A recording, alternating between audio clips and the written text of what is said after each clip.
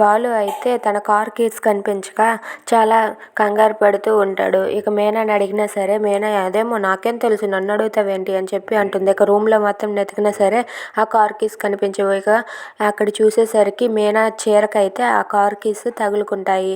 ఆ చీరకి car keys వినడంతో Balu అయితే ఏంటి నువ్వు ఇక్కడ దాచిపెట్టుకున్నావా అని చెప్పి మీనాకు తెలియకుండా తన వెనకాతల అలా తిరుగుతూ చీరకున్న కార్ కీస్ని తీయాలనుకుంటాడు. అది చూసి మీనా అయితే ఏం చేస్తున్నావు, ఏంటి ఈరోజు కుక్కపిల్లలాగా నా వెనకే తిరుగుతున్నావు అని చెప్పి అంటూ ఉంటుంది. ఆ మాటలకు బాలు అయితే నీ వెనక తిరగడానికి మరి మాకు పనేమీ లేదు అని చెప్పి అక్కడ అలా బెడ్పై కూర్చుంటాడు.